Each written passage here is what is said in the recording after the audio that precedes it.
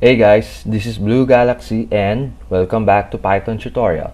In this video, we're going to make our programs more powerful by introducing if statements to control the flow of our program. Python can evaluate logical conditions such as greater than and less than. Based from the evaluation, a Boolean value will be returned. A Boolean value can only be either true or false. For example, I will include a logical condition inside my print statement. So I'm writing 3 is greater than 2. Once this expression gets evaluated, it will either print true or false. I'm running the program now.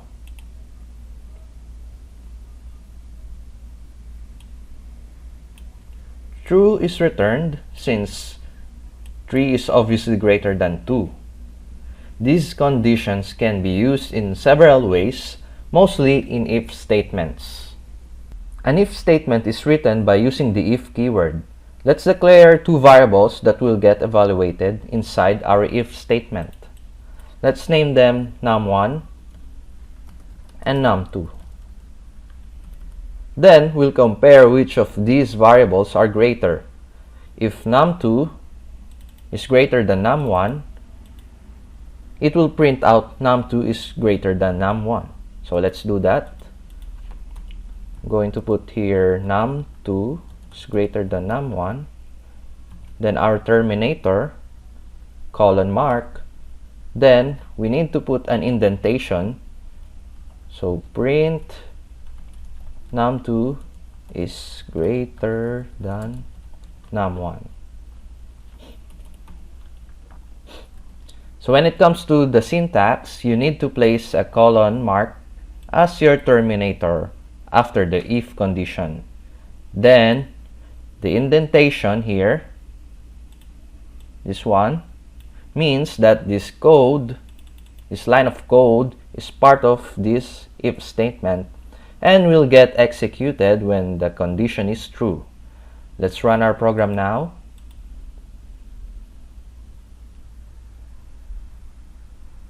It printed out num2 is greater than num1 since our condition here turned out to be true. There's also the elif keyword, which is Python's way of saying if the previous conditions were not true, then try this condition. Let's add elif to our existing if statement. So elif here, then our new condition. Then the terminator, colon mark.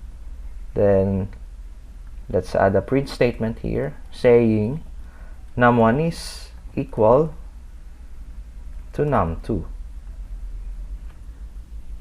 Then let's increase the value of num1 to 100 to trigger this elif statement. What's going to happen is this if statement will get evaluated. If false, Python will proceed to evaluate this elif statement. So if this one's true, it prints out num1 is equal to num2. Let's run our program.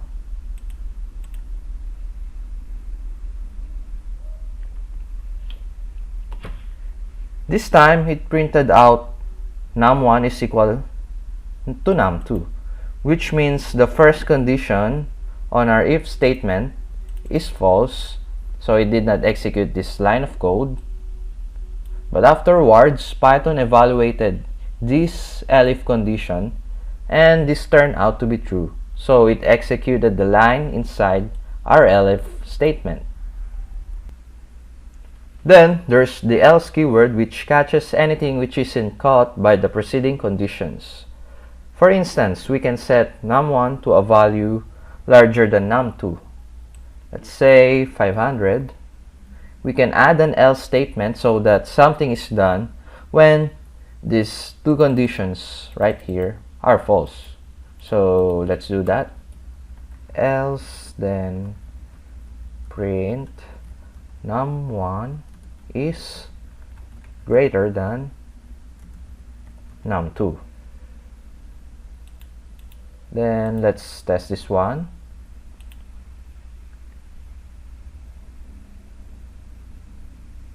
Oops, I forgot to add a semicolon, or rather colon. Let's test again.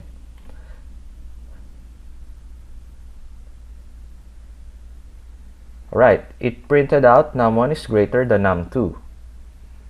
Since the preceding two conditions, this one and this one, were false. But what if we want to evaluate two or more conditional statements on our if statement, and only do something when all of those conditions are true? We can use the logical operator AND for that. For instance, we can have three variables. So let's add another one here. We want to execute a print statement only if num1 is greater than both of these numbers, num2 and num3. We can do that by adding AND operator. So let's see. So let's remove this one. Let's change it to 1, and this one is 2. And num1 is greater than num3. In our print statement, num1 is the largest number. We'll run our program. It printed out num1 is the largest number since both of these conditions are true. Aside from AND operator, there's also the OR logical operator. OR statements are also used to evaluate conditional statements, but will only require one of those conditions to be true. We'll update our previous example and increase num3 to 600. You only need num1 to be larger than either num2 or num3. So we'll use OR operator here. So let's change this one. And then let's just change this one as well. So it will print one of these conditions are true. Let's run this.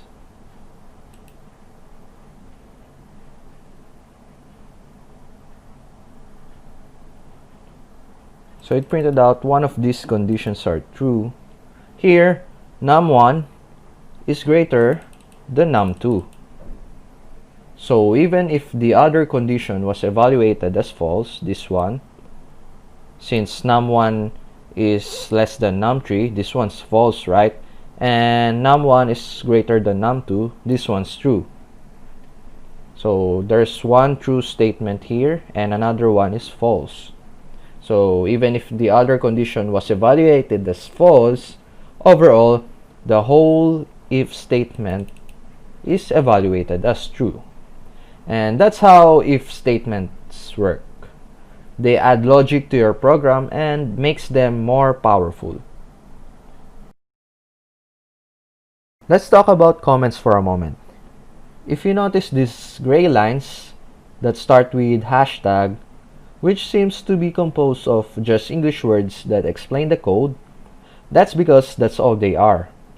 These are comments and they don't affect the execution of your program in any way. Their use is to simply explain your code and make them more readable. These comments that start with hashtag are called single line comment. They can also be placed at the end of the line, similar to what we have here. After this print statement, in this line, print will still be executed, but anything after the hashtag character will be ignored. In the upper portion of this code, I used multi-line comments, which you can use if your comments span multiple lines. This way, you don't have to use several hashtags. Anything enclosed by these three double quotes will be ignored by the program. Python provides several built-in methods for string data type. In our example, we have a string variable here, using 5 different methods. First, we have the strip method. This removes all the white space characters from beginning and at the end of the string. Second is the lower method. As the name suggests, it converts the whole string to lowercase. Third is the upper method. It's the opposite of lower method. The upper method converts all the characters of the string to lowercase. Fourth is the len method, or length, which returns the length of the string. And lastly, we have the replace method. This replaces the specified string with another string. For this instance, the string e on our variable will be replaced by the string I. Let's see them in action.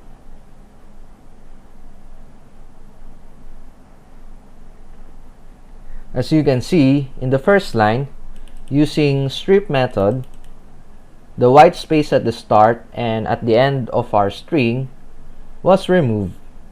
On the second line, using the lower method, the string was converted to lowercase. On the third line, using upper method, the string was converted to uppercase. Then on the fourth line, using len method, we got 16, which is the length of our string. That includes the white space characters as well.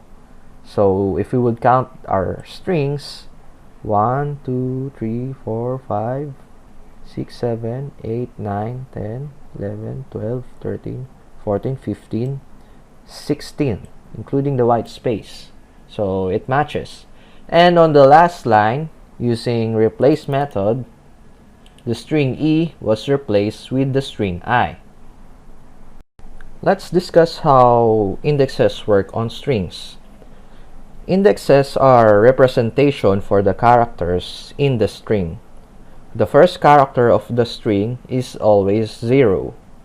Then the next character is on index 1 and so on. So let me just clean this one here. Alright, we're good. So in our example, for our string right here, the index 0 would be character H, and index 1 will be E, and so on. On our hello universe string, we can get the character at index 1, like this. So print, and then the index number, then let's see what's the output.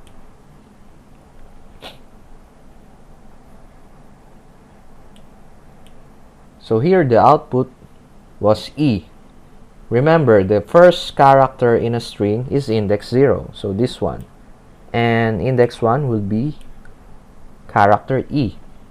It's also possible to get the specific range of character or substring. I will do it like this. So let's specify a range 6 and then 9. I'm going to run this first.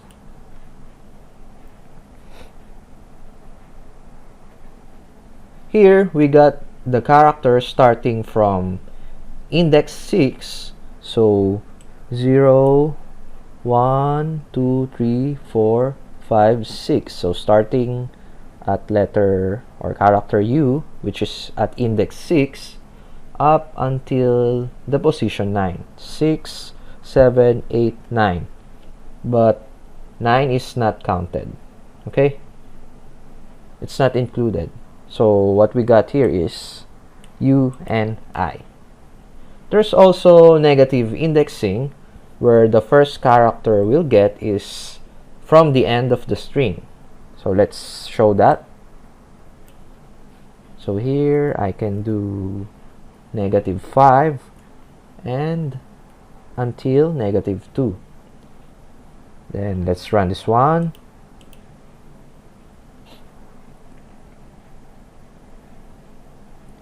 Here we extracted the 5th character from the last position. So from the last position, 1, 2, 3, 4, 5.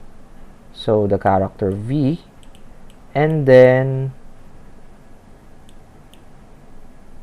the second to the last character, so 1, 2.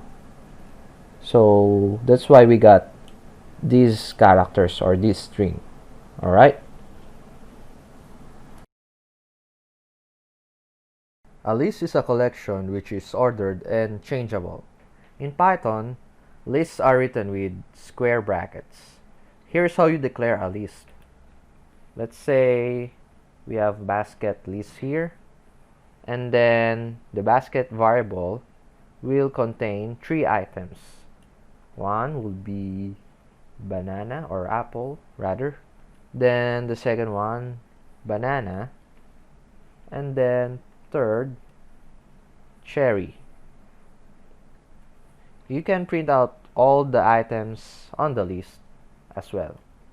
So here I'm printing out basket. Then if you want to access the items individually, you can also do so via index. So here, let's access banana, which is at index 1. Alright, so similarly as with string, the first item starts with index 0, which is apple, index 1, banana, and index 2, cherry. Got it? Alright, you can also perform negative indexing. So let's do that.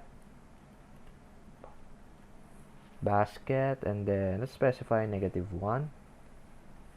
So this last print statement should output cherry. Let's check their output.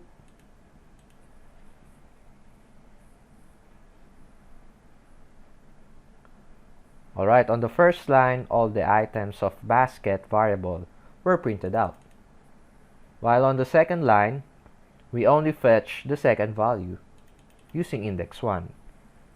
Then on the third line, since we use a negative index, the first item was retrieved starting from the end position. You can also specify a range of indexes by specifying where to start and where to end. Let's just add more items to our basket. So I'm gonna add orange, then kiwi, melon, and lastly let's add mango. Then let's retrieve specific range of items. So basket will start with position 2 and last would be position 5. Alright, for our example, since we specified index 2, so 0, 1, 2, it will return the third item up until this item, kiwi. So 0, 1, 2, 3, 4, 5. It will only return cherry up until kiwi. Melon is not included. That's just how it is. So let's see their output ourselves.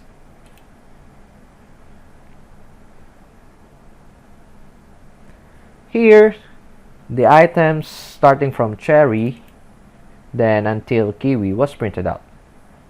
It's also possible to leave out the end value when specifying range. So let's do that. Let's remove the index 5 here, then print the output.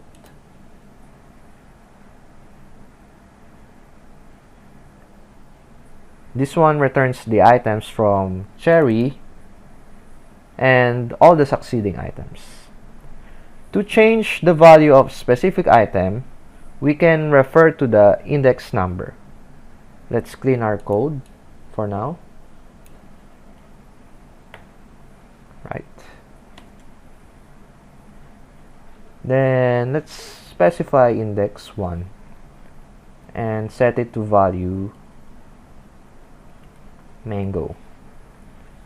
Then let's print the output. of the list. Then let's do this as well. Here, I'm changing the value of banana to mango by specifying the index 1 and assigning a new value to it. Let's also use the len method, which checks the number of items on our list. Then let's run this one.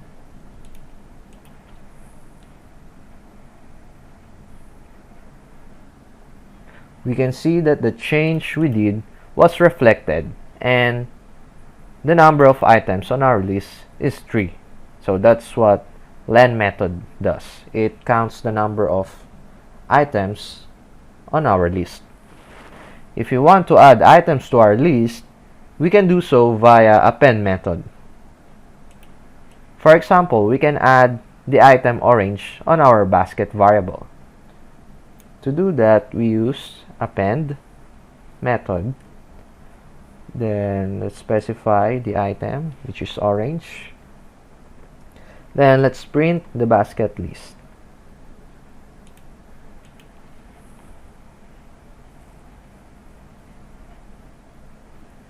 We can see that the orange was added at the end of our list. If we want to add an item at the specified index, we can use the insert method.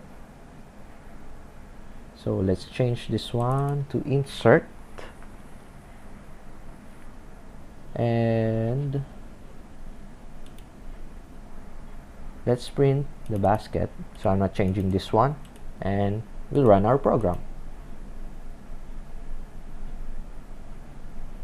Oops, I forgot to insert the index. And let's run this one again. So the orange was inserted at the second position. As for removing items, there are several methods we can use. First is the remove method, which removes the specified item. In this example, we're removing banana from our basket. So I'm gonna replace this one with remove. And then change this one with banana. Let's run our program.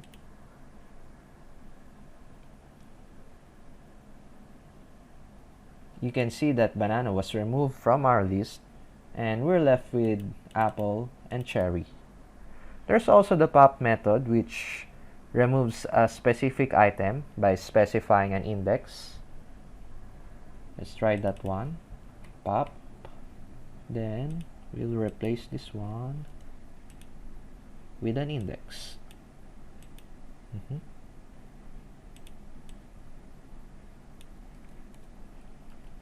And let's run this one.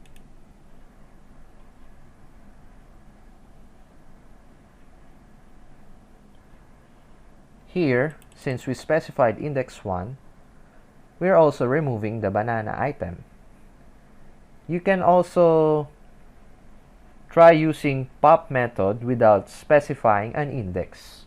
If you don't specify an index here, it will just remove the last item from the list. I'm going to run this again.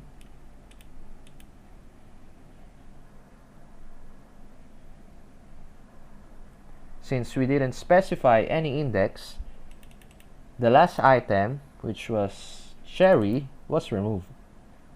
Lastly, we can use the clear method to empty out our list. I'll just replace this one with clear, and let's see this in action.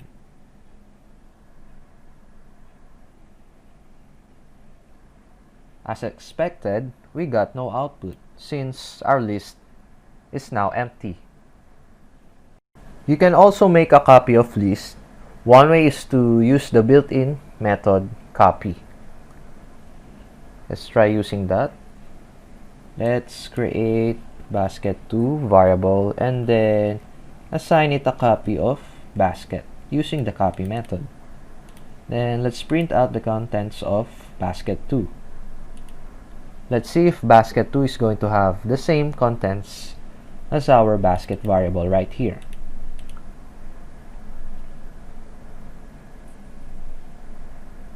So basket 2 now has the same contents as our basket variable. Now, you might be wondering, why not do something like this? Basket 2 is equal to basket.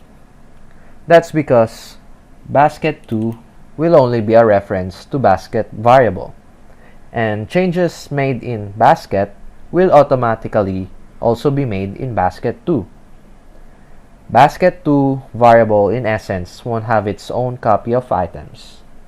It's going to look something like this when you make a reference to basket variable, as opposed to this when you issue the copy command. Why not do some tests on that? Let's make basket 2 variable point to basket variable instead of using the copy method. Then we'll print out the contents of both lists. We'll perform pop but only on basket variable and print the contents of both lists. Let's start doing that. So here we already made a reference to basket variable. Let's print out both lists. So basket is equal to, and then let's append the basket list. And then let's just copy this one. This time we'll print out basket 2. Then let's just make a message here saying performing pop on basket list only. Then let's do a pop but only on basket variable. We're not touching basket 2 this time. And then let's print again the values of both our list variables. Let's run our test now. Okay, we're good.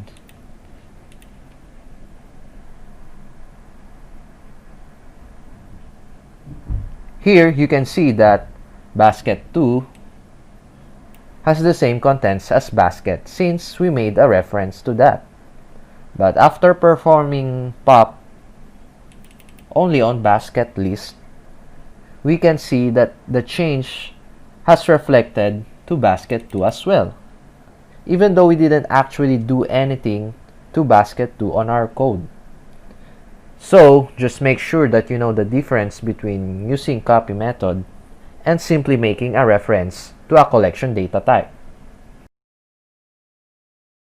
A tuple is another collection data type. Items in a tuple are ordered, but unlike lists, they cannot be modified. Tuples are written with round brackets. Here's how one looks like. So let's create a variable. Let's call it basket tuple. And then let's add items to this tuple. Banana. Lastly, cherry. And let's try printing the tuple. Oops. Like list, you can also access each item in a tuple using index and negative index. So let's try that.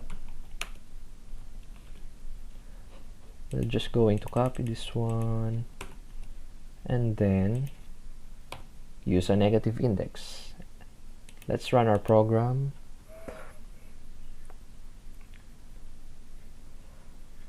There's really nothing surprising about this output. It's very similar to how we access lists. Earlier, we said that tuples can't be modified. What happens when we try doing that? So let's assign a value and update our tuple. So here we're updating banana to orange. And we expect this line to throw an error. Then let's print our basket tuple.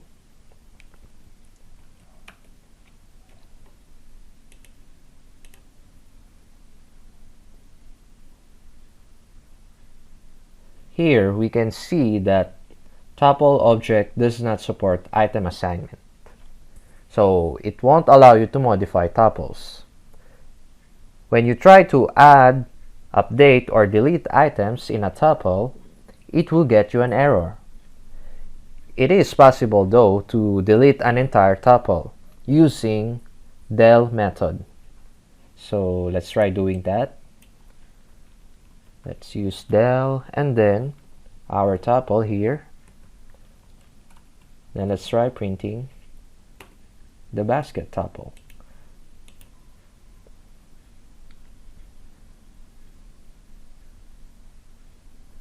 Here we're receiving an error saying basket tuple is not identified or not defined because the del method does not empty out the items in a tuple but rather deletes the variable entirely. So when you do a print statement here, this will raise an error because at this point the tuple no longer exists. At first, it might seem that lists can always replace tuples, but tuples is, or rather are, useful data type. One use case is to give the programmer and the interpreter a hint that the data should not be changed. So that's that for tuples. For this exercise, we're going to create a more powerful calculator than we did in the previous video. Unlike our previous calculator, this advanced calculator should be able to process 4 basic operations, which are addition, subtraction, multiplication, and division. We're going to get 3 inputs from the user, which are the first number, the operator, and the second number. If the user entered an invalid operator, a warning or an error message should be printed out. This calculator should also support decimal numbers. The output with valid input should look like this. Again, as with our previous exercises, try doing this yourself first before proceeding with the video. This will surely be beneficial to your learning. To start off, we're going to define our variables for our input. Let's create num1 to store our first number. Then we need to cast the input to float for decimal support. Let's enter here, enter first number. Then let's also create our variable to accept an operator. So operator variable and then enter operator. Lastly, let's create the variable for the second number. Let's call it num2. So let's just copy this one. And then change this to 2, change this one to enter second number. To distinguish the operations, we'll use if statements for each operation. First, let's add a condition to check for the plus sign. So here, if operator is plus sign and terminator, it should print result is, then let's concatenate, then num1 plus num2. So here we'll print out the result of adding our two numbers. Let's copy this if statement and let's change this one to minus sign, and this one becomes elif. Then for the print statement, let's copy that as well, and let's change this to minus sign. Then we'll do the same for the rest of the operations. So I'll have here for my multiplication, and lastly, let's change this one to asterisk. Then for our division, let's change this and this. So now we have 4 if statements for our 4 operations. If the operator that the user entered falls outside the 4 operators we defined, we'll use an else statement to print an error message. So let's do that. So else will print here error, invalid operator. Then let's just add here a terminator. So there's our calculator. Let's test it now. So I'm gonna run this. First, let's try adding 2 numbers. 5 plus, let's say 3. So here the result is 8. Let's also try subtraction. So I'm gonna enter 10 minus 3. Oops, I entered the wrong operator. So we should expect an error here. There you go, error, invalid operator. Let's try again with the correct operator this time. So first number 10, our operator will be minus sign. Then second number is 3. So there you go, 10 minus 3, 7. For multiplication, let's try that as well. So 3 times 5, so 15. And then lastly, for division, let's try that. First number would be 5, then divide, and then let's try to go for a decimal result. So I'm entering 2 here. So there you go, the result is 2.5. Now we have verified that our calculator can support 4 operations. Then it also supports results for numbers that are decimal. And lastly, our calculator could also catch errors with the operators when the operator inputted by the user is invalid. So that's that for our calculator. I hope you tried this exercise yourself as well. This exercise should be simple but quite interesting. We'll create a program that will let the user enter any integer. Our program should classify whether that integer is odd or even. Again, first, try doing the exercise yourself. We're starting off by creating a variable to accept input. So let's create num variable. Then we'll cast the input to integer. So int, and then our input prompt will be please enter a number. The easy way to check if a number is odd or even is to do a modulo operation. Let's try doing that. We're going to modulo num variable with 2. Then, if the result of our modulo operation here is 0, meaning after dividing num with 2, the remainder is 0, then the user output should be an even number.